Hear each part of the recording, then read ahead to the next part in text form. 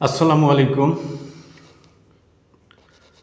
প্রিয় শিক্ষার্থী ভাই বোনেরা, তোমরা কেমন আছো? 24 আওয়ার্স একাডেমির পক্ষ থেকে তোমাদের আরও একবার সুস্বাগতম জানাচ্ছি। বন্ধুরা, আজকে যে জিনিসটা আমি স্পষ্ট করে দিতে চাই তোমাদেরকে, সেটা হচ্ছে যে এই যে গেল যে 2025 সালে এসএসসি পরীক্ষার রেজাল্টটা হয়েছে, তোমরা দেখে থাকবে যেখানে রেকর্ডকৃত যে প্রায় 7 লক্ষর কাছাকাছি ফেল করেছে এবং তারা ম্যাক্সিমাম ম্যাথে ফেল করেছে। এখন বিষয়টা হচ্ছে, আজকের আমার এখানে হেডলাইনটা ছিল এইরকম, মাত্র 5 মিনিটে জেনে নিন গণিতে ভালো করার কৌশল। বিষয়টা তোমরাও জানো যে ম্যাথ কিন্তু এমন একটা বিষয় যেটা মুখস্থ করে হয় না। রুলস অ্যান্ড রেগুলেশন অনুযায়ী করতে হয়। যেই সূত্রগুলো আছে সেই সূত্রগুলো জেনে যেভাবে অঙ্ক বানিয়ে দেওয়া হোক না কেন তুমি করতে পারবে।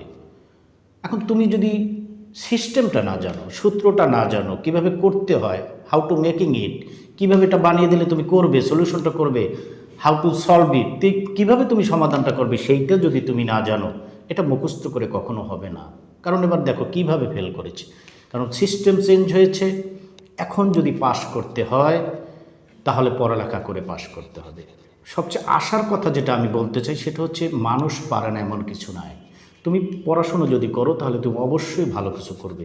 এরকম পৃথিবীর বহু নজির আছে। পৃথিবীর যত রথী মহরথী যোদ্ধা রয়েছেন, তারা সকলের যে ইতিহাস ঘেঁটে দেখো, তারা অনেক পরিশ্রম করেছে এবং পরিশ্রমের বিনিময়ে তিনি কি করেছেন, সেই সফলতার যে মূল মন্ত্রটা তিনি খুঁজে পেয়েছেন এবং জীবনে সফল হয়েছেন। আমরা উদাহরণস্বরূপ যদি টমাস আলভা এডিসনের কথা বলি, দেখো এই যে আমরা যে বৈদ্যুতিক বাল্বটা এখন জ্বালিয়ে এখন কথা বলছি বা পড়াশোনা করছি, এই বৈদ্যুতিক বাল্বের ফিলামেন্টটা আবিষ্কার করতে জ্বালাতে গিয়ে 9,999 বারে ব্যর্থ হয়েছে। 1000 বারে গিয়ে তিনি সাকসেস হয়েছে।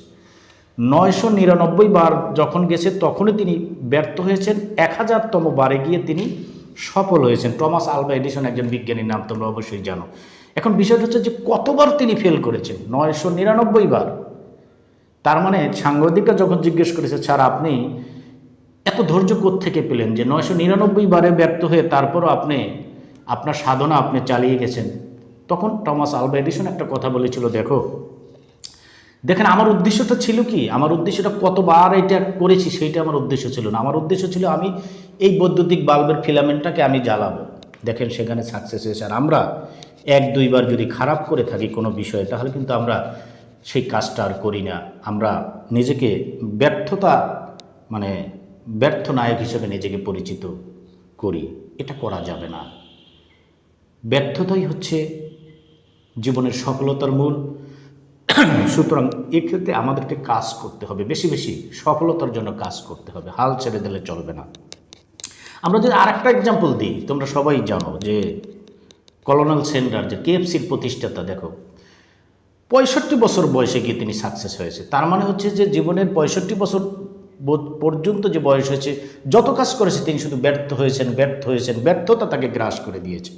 অ্যাটলিস্ট তার কাছে 300 টাকার মতো ছিল, বাংলাদেশি টাকা 300 টাকার মতো ছিল পকেটে। ওই টাকাটা দিয়ে তিনি 2টা মুরগি কিনে একটা জনবহুল এরিয়ার কর্নারে দাঁড়িয়েছে। তখন একজন মানুষ এসে যখন খেলো, তখন বললো ডেলিশাস। তখন তারা তো ইংলিশম্যান, বললো ডেলিশাস, খুব সুস্বাদু। তার কারণ হচ্ছে সে যখন এই শেষবারের মতো পকেটে রশি নিয়ে গেছিলো যে আজকে যদি কিছু করতে না পারি তাহলে আমি গলায় রশি দিয়ে মারা যাব। দেখেন এই কেএফসির প্রতিষ্ঠাতা, দেখেন পৃথিবীর সমস্ত দেশগুলোতে আপনি দেখবেন যে বড় বড় যে শহরগুলোতে কেএফসির একটা কি আছে, আপনার শাখা আছে, যেখানে খেয়ে সবাই প্রাউড ফিল করে। এ কথা দিয়ে আমি বোঝাতে চাচ্ছি যে আপনি যদি চেষ্টা করেন আপনি ভালো কিছু করবেন, করা সম্ভব। এই যে কথাটা নিয়ে এখানে আমি মূলত এসছি সেটা হচ্ছে যে জেনারেল ম্যাথ এবং হায়ার ম্যাথে 100 পাওয়া সম্ভব। কিভাবে সম্ভব? একটু টাচ আগে আমি দিয়েছি যে একটা সিস্টেমে আপনাকে আগাতে হবে। অর্থাৎ কোনো ভালো টিচারদের আপনাকে কি থাকতে হবে, টাচে থাকতে হবে, লেগে থাকতে হবে।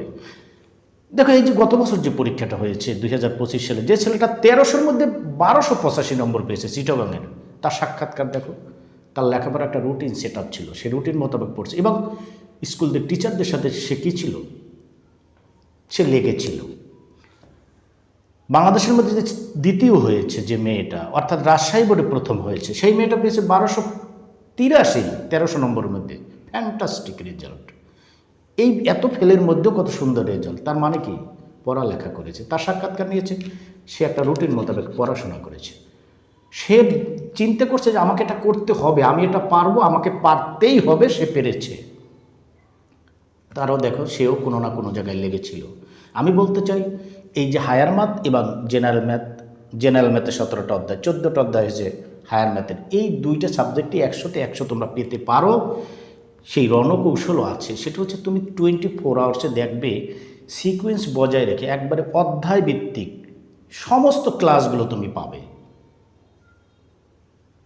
দেখবে এই ক্লাসগুলো আমাদের আমিনুল স্যার নিয়েছেন, পর্যায়ক্রমে তুমি ক্লাসগুলো পাবে এবং এটার একটা শিট আছে, এই হ্যান্ড নোটটাও তোমরা পাবে। যারা এখানে পড়বে আগের থেকে নক দিবে তারা এই শিটটা পাবে এবং এটাই একটা ফ্যান্টাস্টিক একটা hand note, top to bottom, এবং অনেক এক্সাম্পল এবং বিগত দিনের যে বোর্ডে পরীক্ষাগুলো হয়েছে তার সলিউশন এখানে আছে। অত্যন্ত খুব সুন্দর একটা হ্যান্ড নোট আমি বলবো। এই হ্যান্ড নোটটা তারা পাবে যারা নিয়মিত ক্লাস করবে এবং যারা ক্লাস করতে চাও। দেখা হবে বিজয়ে। আসসালামু আলাইকুম ওয়া রাহমাতুল্লাহি ওয়া বারাকাতুহু।